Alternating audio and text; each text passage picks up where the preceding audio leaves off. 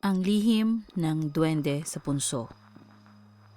Noong unang panahon, sa isang liblib na baryo na halos hindi naaabot ng sasakyan, nakatira ang pamilya ni Juana. Walang kuryente sa lugar. Kapag gabi, kasera at kandila lamang ang nabibigay liwanag sa mga bahay. Wala rin sementadong kalsada. Kapag umuulan, nagiging malalim na putik ang daan. At kapag tag-araw naman, makapal na alikabok ang bumabalot sa paligid. Tahimik ang baryo sa araw, ngunit kakaiba ang katahimikan kapag sumasapit ng gabi. Walang ingay ng radyo, walang ilaw mula sa poste. Tanging huni ng kuliglig, iyak ng kwago at kaluskos ng mga dahon ang maririnig. Ang ama ni Juana na si Mang Pedro ay gumagawa ng mga palayok. Kinukuha niya ang luwad mula sa lupa. Hinuhulma ito at iniluluto sa pugon. Iyon ang pinagkakakitaan ng kanilang pamilya. Isang araw, nakakita si Mang Pedro ng malaking punso sa likod ng kanilang bakuran. Napakataas nito at matigas ang lupa. Makinis at mapula ang kulay, kaya naisip niyang magandang gawing palayok ang lupang naroroon. Sayang naman kung pababayaan lang, sabi niya. Sinubukan siyang pigilan ng kanyang asawa. Pedro, baka bahay yan ng duwende. Tumawa lamang si Mang Pedro. Matagal na akong gumagawa ng palayok, wala pa akong nakitang duwende. Kumuha siya ng pala at piko. Bago pa man siya makapagsimula, napansin niyang biglang tumahimik ang paligid. Nawala ang huni ng mga ibon. Tumigil pati ang hangin. Ngunit hindi niya yon pinansin. Tabi-tabi po, mahina niya sabi. Ngunit parang biro lamang. Pagkatapos ay ibinaon niya ang piko sa gitna ng punso. Sa unang hampas, may narinig siyang maliingit na ungol mula sa ilalim ng lupa. Maliliit ito na parang nanggagaling sa ilalim ng lupa.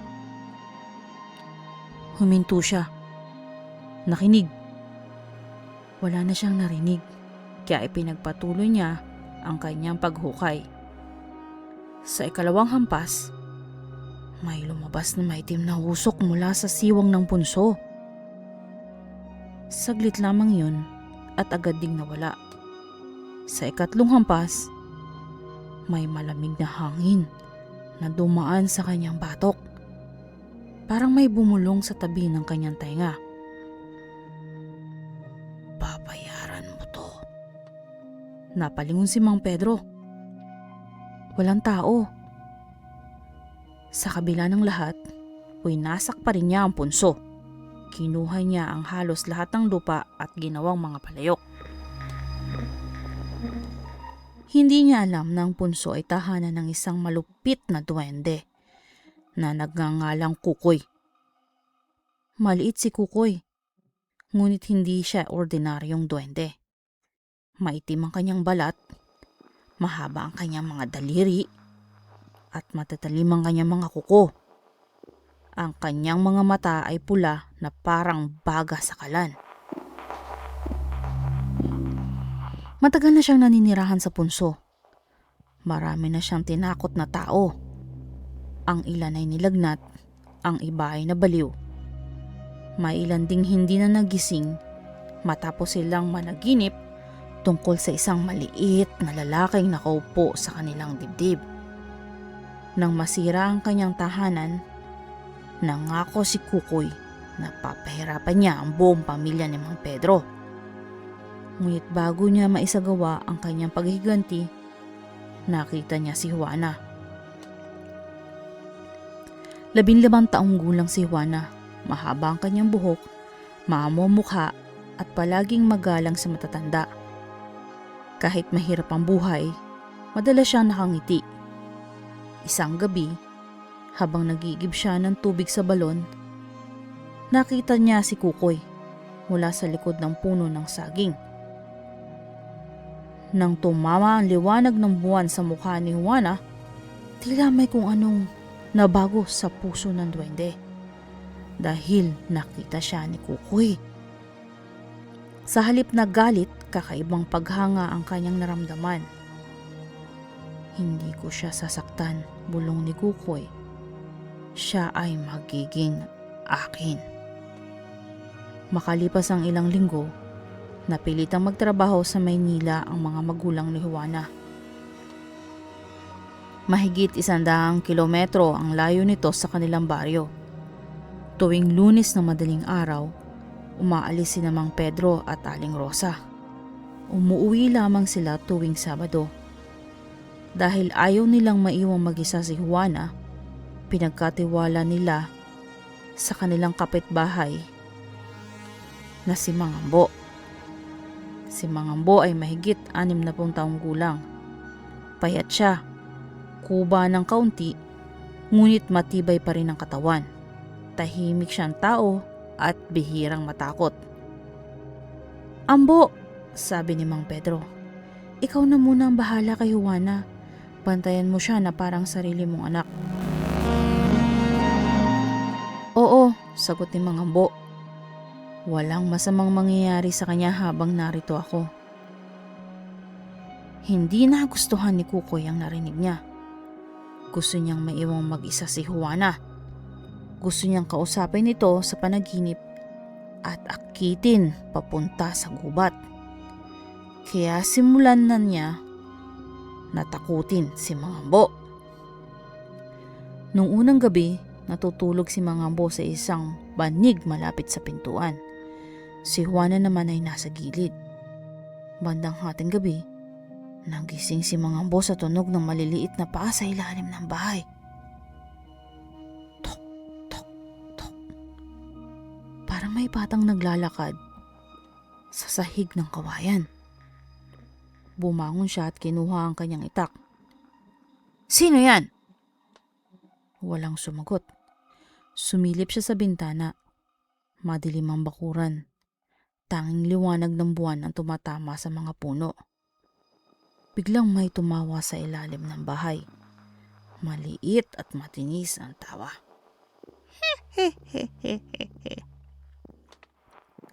Lumuhod si Mang Ambo at sumilip sa pagitan ng mga kawayan.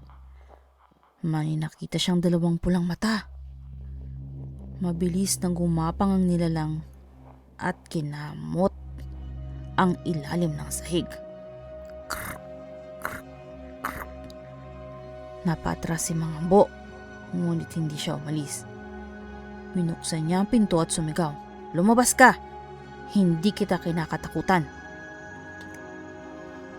Tumigil ang ingay. Mula sa dilim, may boses na sumagot, "Umalis ka! Matanda!" Sinara ni Mang Ambo ang pinto at nagsindi ng isa pang gasera. Nang gabing yun, hindi na siya natulog. Kinabukasan, tinanong niya si Juana kung bakit namumula ang kanyang mga mata. "May daga sa ilalim ng bahay," sagot niya. Ayaw niyang takutin ng dalaga. Ikalawang gabi, mas matindi ang ginawa ni Kukoy. Habang kumakain sila ng kamote, may narinig silang katok sa pinto. Tok tok tok tok. Binuksan ni Mang Ambo ang pinto. Walang tao. Pagbalik niya sa mesa, muli silang nakarinig ng katok. Tok tok tok tok. Binuksan niyang muli. Wala pa rin. Sa ikatlong katok, hindi na niya binuksan ang pinto. Biglang may kumatok mula sa loob ng dingding. Tok tok tok tok tok. Napahawak si Juana sa bisig ni Mang Ambo. "Tay Ambo, ano po yun?" "Lumang bahay lang ito," sabi niya. "Baka kahoy lang." Ngunit alam niyang hindi kahoy ang kumakatok. Nang matulog na si Juana, naupo si Mang Ambo sa tabi ng pintuan. Maya-maya, may naamoy siyang mabaho. Parang basang lupa at patay na hayop. Pagtingin niya sa sahig, may maliit na bakas na paa papunta sa silid ni Juana. Sinundan niya yun. Sa tapat ng silid, Nakita niya si Kukoy. Nakatayo ang duwende sa tabi ng pinto. Abot lamang ito sa tuhod ni Mangambo. Nakangiti ito ngunit matutuli sa mga ngipin. "Lumayo ka sa bata," sabi ni Mangambo. Umikot ang ulo ng duwende nang hindi gumagalaw ang katawan. "Hindi mo siya anak. Hindi mahalaga. Umalis ka." Tinaas ni Mangambo ang kanyang itak. Biglang nawala ang duwende na parang usok. Ngunit bago ito tuluyang mawala, bumulong ito. "Matibay ka, pero may hangganan ang tapang ng tao." Kinabukasan, nilagnat si Mangambo. Nanginginig ang kanyang katawan, ngunit mainit ang kanyang noo. Sinabihan siya ni Juana na umuwi na muna sa sariling bahay. "Hindi!" Matigas niyang sagot. "Hindi kita iiwan." Pinainom siya ni Juana ng pinakulo ang dahon at tinakpan ng kumot. Pagsapit ng gabi, nakatulog si Mangambo. Sa kanyang panaginip, nakita niya ang sarili sa loob ng madilim na gubat. Nakatali ang kanyang mga paa sa mga ugat ng puno. Sa harap niya ay nakatayo si Kukoy. "Kapag hindi ka umalis," sabi ng duwende, "hindi ka na makikising." Lumapit si Kukoy at inilagay ang malamig na kamay sa dibdib ni Mangambo. Biglang nahirapang huminga ang matanda. Sa tunay na mundo, nagising si Juana sa malakas na paghinga ni Mangambo. "Tayambo!" Nakita niyang may malalim na marka na maliliit na daliri sa dibdib nito. Agad siya nagsindi ng kandila at nagdasal. Habang nagdarasal siya, may narinig siyang tili mula sa kisame. Isang maliit na anino ang mabilis na tumakbo sa bubong at tumalon palabas. Unti-unting nakahinga ng maayos si Mangambo. "May masamang nilalang dito," sabi niya kay Juana. "Hindi ka dapat mag-isa." Nang sumunod na araw, nagpunta sila sa matandang albularyo ni si Apo Sela. Pagpasok pa lamang nila sa kubo, tumingin agad si Apo Sela kay Juana. "May duwending sumusunod sa iyo," sabi niya. Namula si Juana sa takot. "Bakit po?" "Dahil sa punso na sinira ng iyong ama, ngunit hindi kanya gustong patayin." "Ano po ang gusto niya?" Matagal bago sumagot ang matanda. "Gusto kanyang dalhin sa kanyang mundo." Binigyan sila ni Apo Sela ng asin, bawang, abo mula sa sinunog na kahoy, at isang maliit na krus na yari sa matandang puno. "Ilagay ninyo ito sa bawat bintana at pintuan," sabi niya. "Ngunit tandaan nyo, huwag sasagot kapag may tumawag sa pangalan ninyo sa gabi, kahit boses pa yon ng inyong magulang." Nang gabing iyon, nilagay ni Mangambo ang asin at bawang sa paligid ng bahay.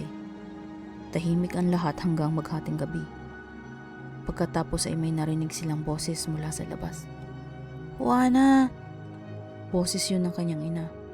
"Anak, buksan mo ang pinto." Tumayo si Juana.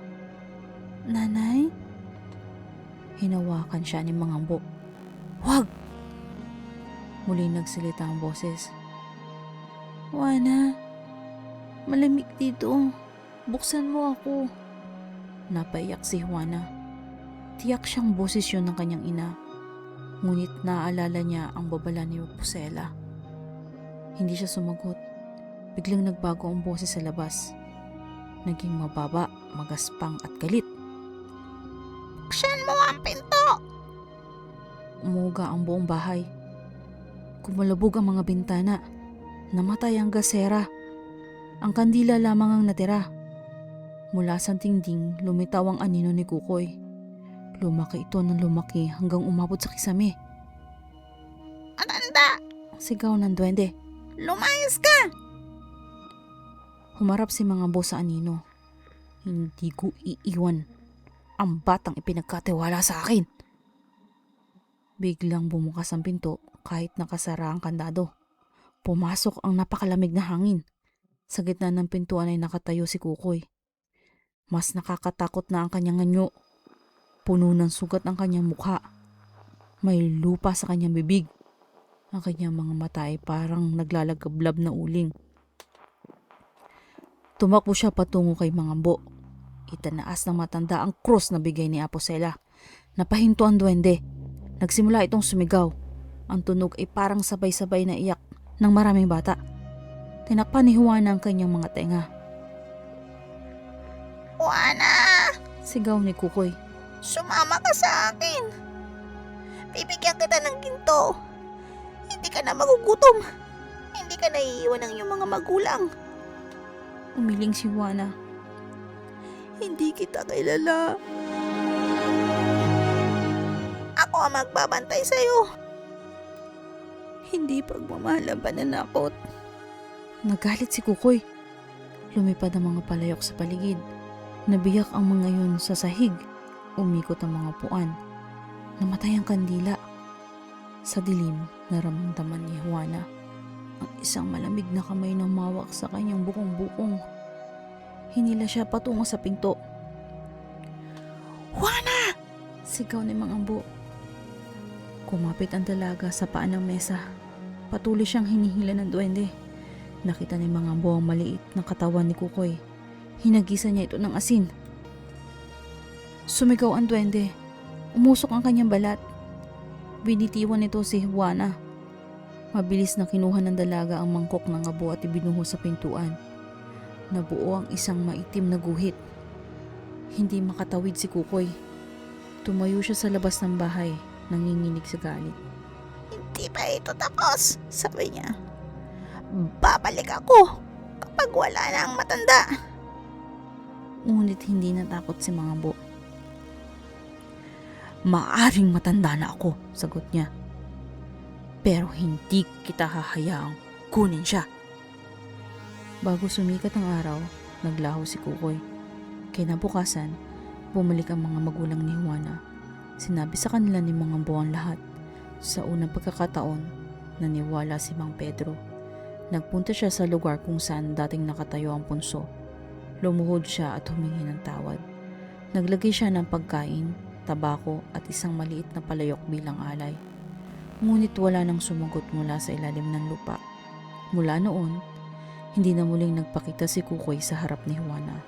Subalit may mga gabing may naririnig pa rin silang maliliit na paa sa labas ng bahay.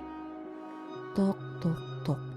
Minsan may nakikitang dalawang pulang mata sa pagitan ng mga puno. At nang mamatay si Mangambo, makalipas ang maraming taon, may natagpo ang maliit na bakas ng paa sa paligid ng kanyang puntod. Sabi ng matatanda, hindi raw nakalimot si Kukoy. Naghihintay lamang siya. Dahil ang duwende ay maaaring mabuhay ng daang-daang taon. At ang isang taong pangako para sa atin ay maaaring isang maikling paghihintay lamang para sa kanya. Kaya kapag dumaan ka sa isang lumang punso, huwag mo itong sipain, huwag mo itong hukayin, at huwag mong pagtawanan ang mga nilalang na hindi mo nakikita. Magsabi ka na lamang ng mahinahon, tabi-tabi po. Dahil baka sa ilalim ng lupa may dalawang pulang matang nakadilat.